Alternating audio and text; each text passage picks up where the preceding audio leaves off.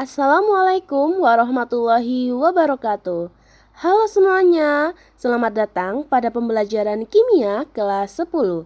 Pada video ini, kita akan mempelajari materi tata nama senyawa biner, mulai dari pengertian, jenis senyawa ionik dan kovalen, hingga aturan penamaannya. Yuk simak pembelajaran berikut dengan semangat.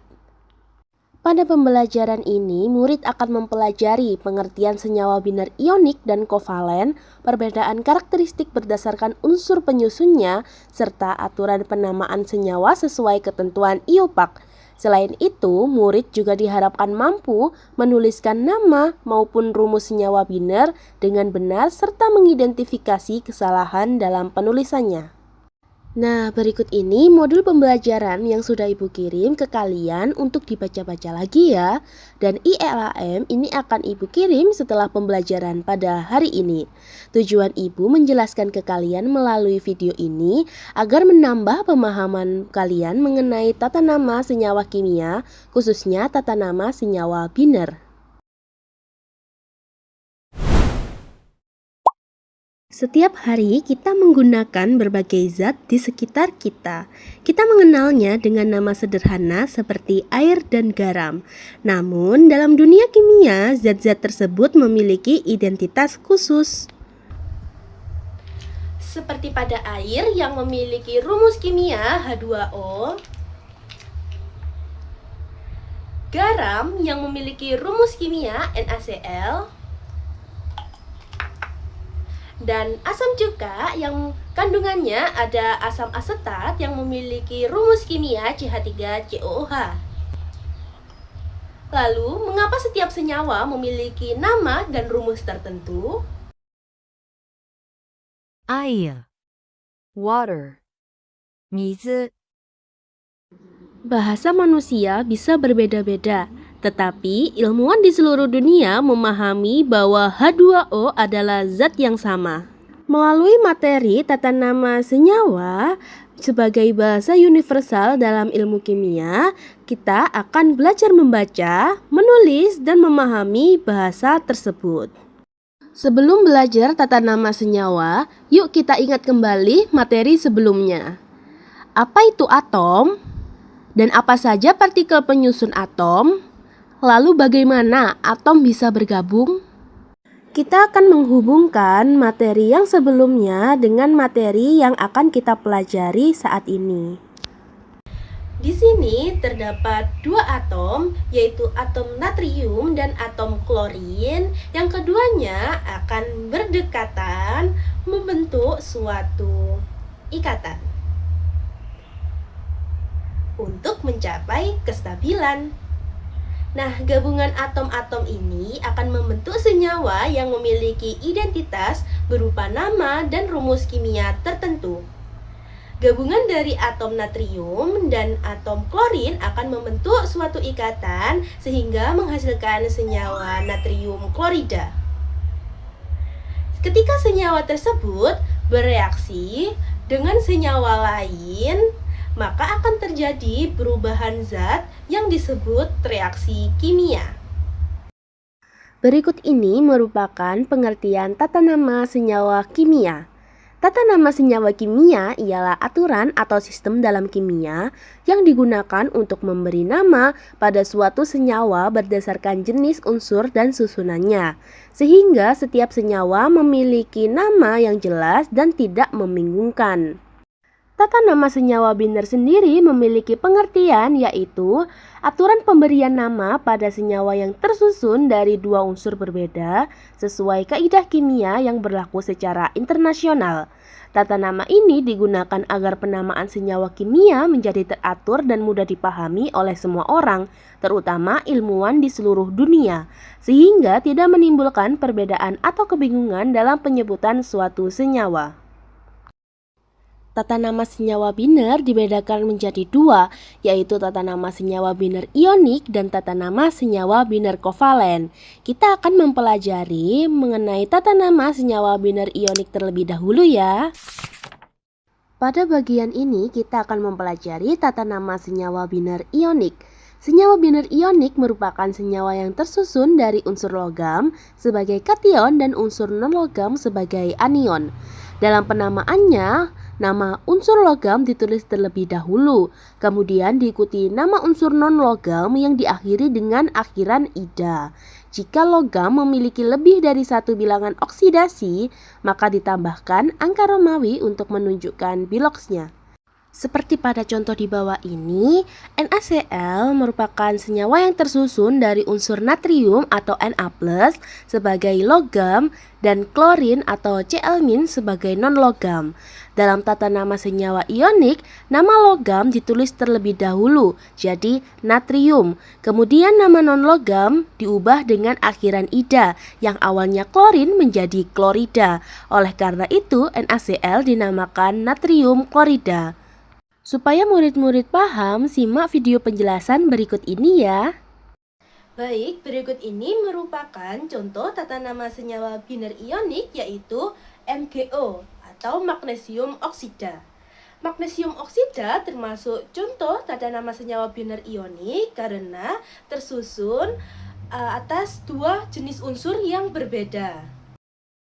Di sini magnesium termasuk unsur logam dan oksigen termasuk unsur non-logam.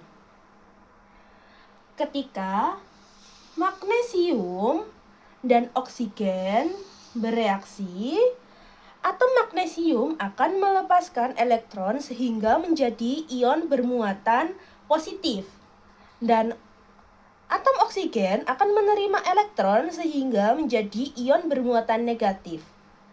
Karena muatan positif dan negatif harus seimbang, maka kedua ion bergabung dengan perbandingan 1:1 sehingga terbentuk rumus kimia yaitu MgO atau magnesium oksida. Nah, dalam aturan tata nama senyawa biner ionik, nama unsur logam ditulis terlebih dahulu.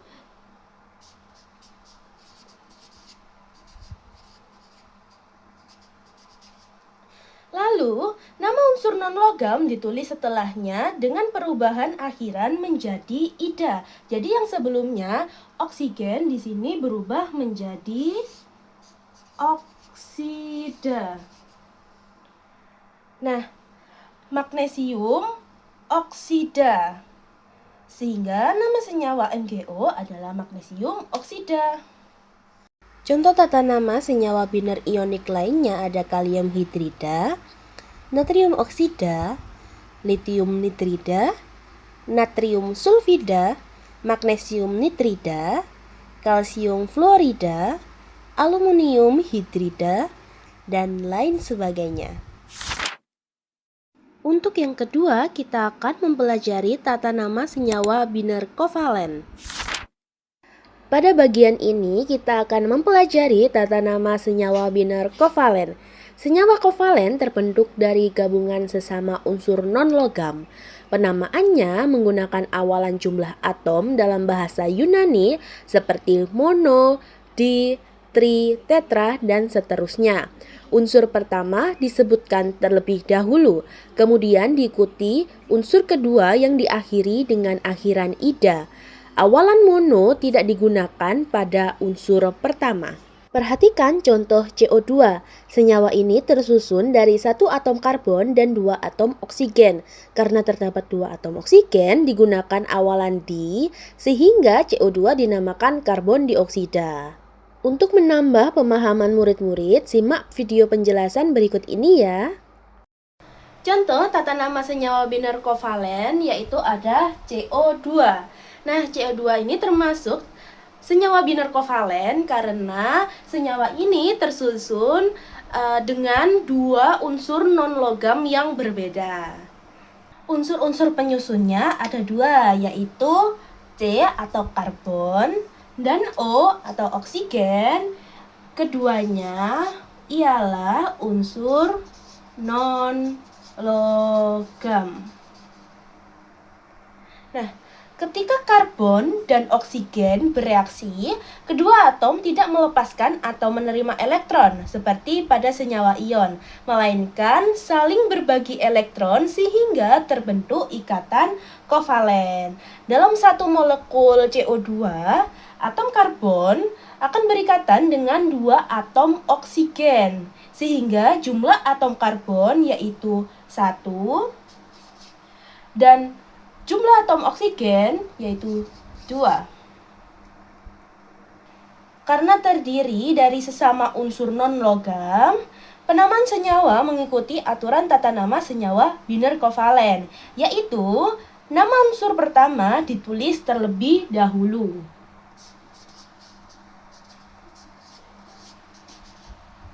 Lalu, nama unsur kedua diubah akhiran namanya menjadi ida, dan jumlah atom dinyatakan dengan awalan Yunani, di mana 2 yaitu di. Jadi ditulis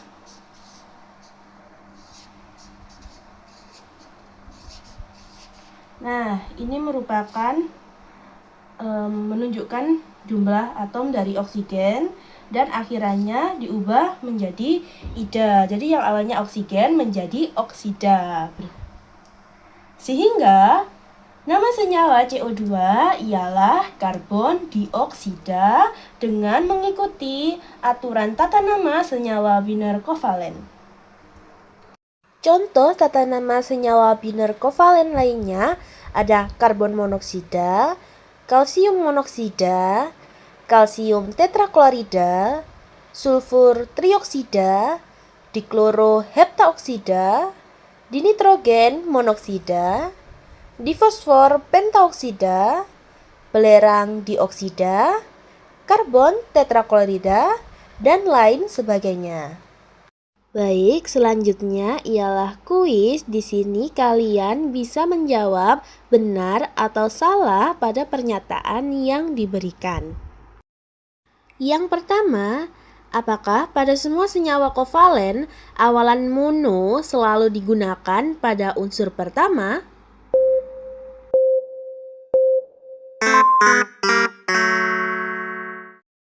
Yang kedua, nama yang tepat untuk N2O5 adalah dinitrogen pentaoksida.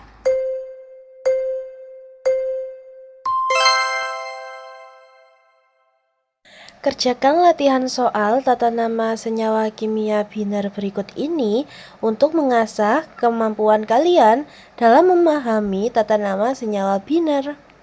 Kesimpulannya, tata nama senyawa biner merupakan aturan pemberian nama pada senyawa yang tersusun dari dua unsur berbeda. Tata nama senyawa biner dibedakan menjadi senyawa ionik dan senyawa kovalen. Senyawa ionik terbentuk dari unsur logam dan non-logam, sedangkan senyawa kovalen terbentuk dari gabungan sesama unsur non-logam. Dengan memahami aturan tata nama senyawa biner, penulisan nama dan rumus senyawa kimia dapat dilakukan secara tepat dan sistematis. Baik, itu saja pembelajaran kita hari ini tentang tata nama senyawa biner. Semoga materi yang sudah kita bahas bisa membantu kalian lebih memahami cara menamai dan menuliskan senyawa dengan benar. Terima kasih atas perhatian kalian. Sampai jumpa di pembelajaran berikutnya. Wassalamualaikum warahmatullahi wabarakatuh.